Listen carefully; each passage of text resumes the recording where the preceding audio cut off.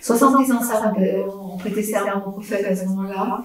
Et des rumeurs arrivent au Koresh que certains des Koresh ont été kidnappés durant ce Hajj, puisque tout se passait durant le Hajj. En fait, tous étaient avec leur tente en train de faire le pèlerinage. Donc les Koresh là, et ça s'est avéré vrai malheureusement, tous ces Koresh qui ont été kidnappés n'ont pas été aidés, n'ont pas pu être aidés par le Fokke.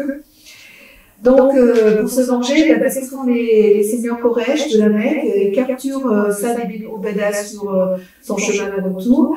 Ils le traînent de la même façon qu'ils ont traîné Bilal jusqu'à la Mecque, et ils commencent à le torturer. Jusqu'à ce qu'une personne dise, mais tu ne connais, disent à Saad ibn Ubadah, tu ne connais personne qui pourrait intercéder en ta faveur. Et là, Saad ibn Ubadah dit, oui, j'ai des accords commerciaux et je suis partenaire avec Mouti ibn Hadi et son fils Jouber ibn Mouti, qui lui, Jouber, va devenir un Sahaba, mais un Sahaba mineur. Il ne sera pas parmi les grands Sahabas. Donc, Saad va bénéficier de la protection, encore une fois, de Mouti, et il va le sortir d'une torture et peut-être d'une mort certaine. Voilà, grâce à cette amitié. Voilà, donc Mouti il va mourir, il est déjà prévu quand ces faits se passent. Il va mourir avant Badr, après les Jihad du prophète, après la migration du prophète, et avant Badr. Il sera âgé à sa mort de 90 ans, donc il a vécu relativement longtemps pour l'époque. Il ne se convertira jamais à l'islam, il restera un kafir, il restera un infidèle. Voilà. Jouber, son fils, donc, se convertira, il a été prisonnier à Badr. Et à Badr, on va dire que son fils Jouber a ressenti l'appel de l'islam dans son cœur pour la première fois. Et il va dire ceci: la première fois que l'islam est rentré dans mon cœur, c'est lorsque j'étais prisonnier, les mains attachées dans la mosquée du prophète, et que j'ai entendu le prophète réciter la sourate à Tours, le mont, la montagne. Mon cœur était prêt à exploser, à s'envoler. Il se convertira toutefois plus tard, puisqu'il se convertira lors de la prise de la Mecque. C'est Jouber notamment qui, après, lors de la bataille de Uhud, va demander à Washi de tuer Hamza, puisque Hamza a tué son oncle Touéma. Donc c'est lui qui va demander à Washi d'exécuter Hamza. Après, Hind, la femme d'Abu Sufyan, va faire ce qu'elle a fait. Mais Washi, je ne vais pas m'attendre sur Washi, parce que bon, ça mettrait du temps, et puis j'ai pas envie de m'étendre sur ce qui est arrivé à Hamza.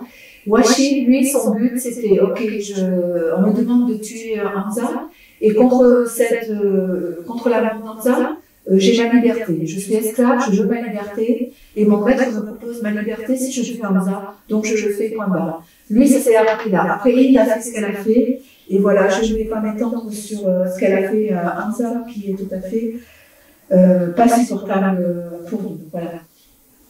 Donc, Jouber va participer à Uhud du côté des Koresh, va envoyer Washi pour tuer Hamza. Jouber va se convertir tardivement, donc dans le dernier groupe de personnes qui s'est converti après la conquête de la Mecque. Il sera un Sahaba mineur, il n'a pas été un Sahaba qui a transmis des hadiths, il n'a pas été un super guerrier, il n'a pas été quelqu'un qui a montré, une capacité particulière pour qu'on ait assez de matériel pour parler de lui, de faits sur lui. Voilà, c'est vraiment, à la rigueur, à travers Jouber, on parle plus de son père Mouti, qui a beaucoup aidé le prophète, mais Jouber n'a aucun intérêt au niveau, on lui doit être un Sahaba tardif, on lui doit, après d'avoir participé au djihad, c'est sûr, il ne faut pas l'oublier, ça a été un Sahaba, on lui doit le respect, mais ça n'a pas été un grand Sahaba. Voilà, on a très très peu de matériel, de faits qui se rapportent à Jouber, et on a un de hadith et pas grand chose au niveau de ses batailles, des batailles qu'il a menées. Donc je ne vais pas m'étendre sur lui plus longtemps, et de toute façon je ne pourrais pas le faire de façon vraiment, détaillée. Alors, des réflexions qui, bien sûr, moi je vous ai parlé de Moutine. Pourquoi je parle de Moutine? Parce que ce n'est pas parce qu'on est kafir, ce n'est pas parce qu'on est non-croyant qu'on ne peut pas aider quelqu'un qui est oppressé, qu'on ne peut pas apporter son aide à une religion, même si on n'adopte pas cette religion.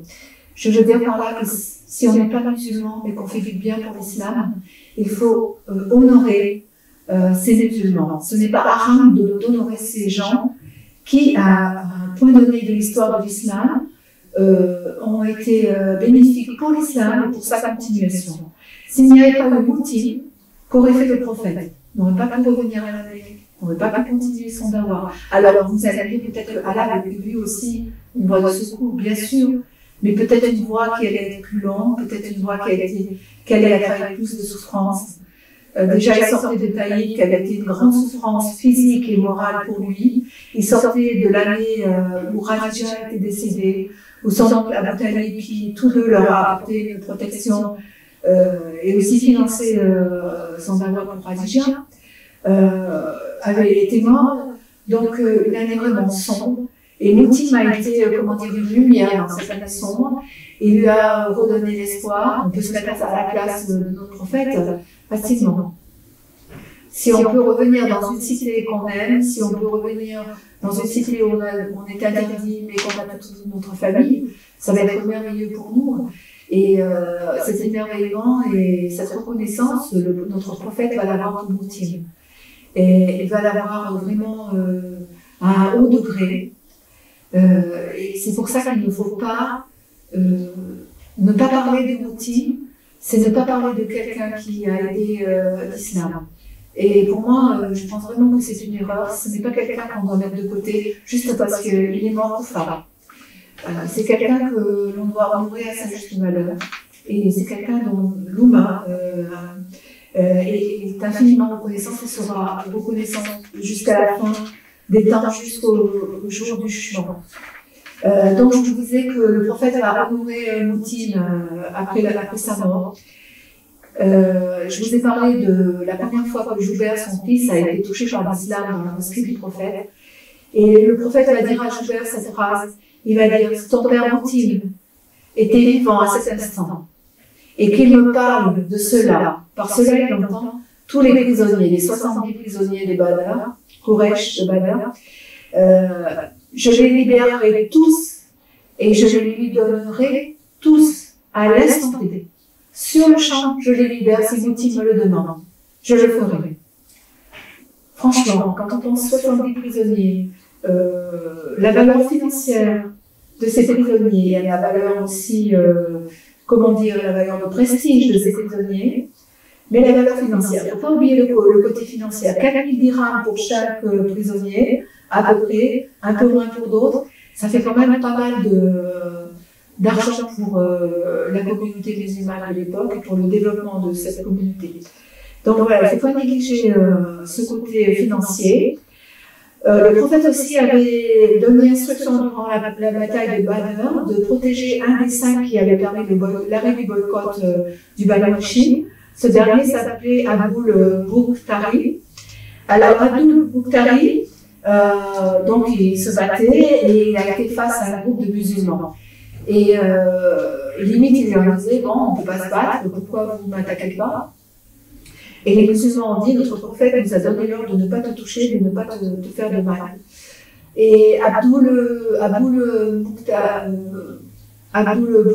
Bouktari, pardon, a dit, non mais moi je ne veux pas que les femmes de la Mecque disent de moi que j'ai été un faible, je veux me battre jusqu'au bout. Donc malheureusement pour lui, il avait décidé de se battre, il aurait pu avoir les vaisseaux grâce à l'ordre du prophète, mais il a préféré se battre et il est mort malheureusement. Aussi, Aboul Bouktari était entouré d'amis Quraysh et il avait dit aux musulmans, ok, vous allez m'épargner ma vie, mais qu'allez-vous faire de mes amis?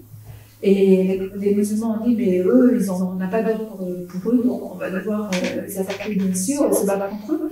Donc aussi, ça a été un élément qui avait penché cette personne pour dire ben non, je me battrai comme eux, donc il n'y a pas de raison que eux ne soient pas protégés, moi je sois protégée. Voilà, ça a été son choix et il est mort à la bataille de Badr malgré la protection du prophète. Alors il y a aussi quelqu'un d'autre qui a honoré Moutir ibn Hadi, c'est notre prophète, notre poète de l'islam Hassan ibn Thabit, un poète que notre prophète aimait beaucoup. Il a dit ceci: si Allah donnait la possibilité à une personne de vivre éternellement, sûrement aujourd'hui, Moutir serait sauvé. Ô toi, Moutir, parmi tous les Quraysh, tu as donné protection au prophète. Aussi, nous sommes tous devenus tes servants.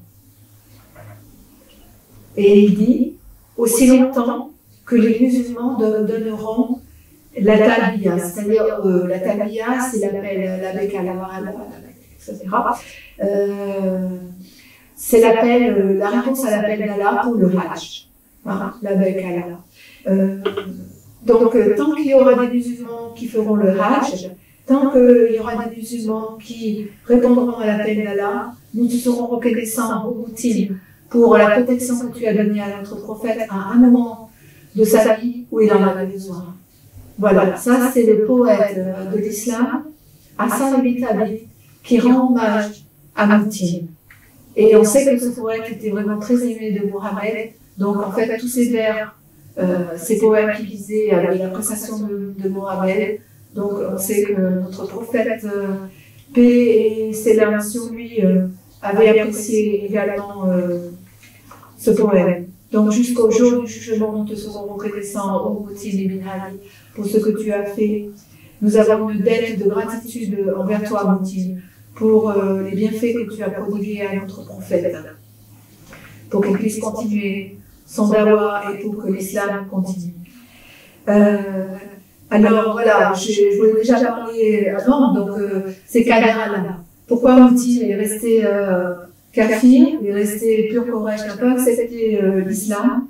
C'est Qadar Allah.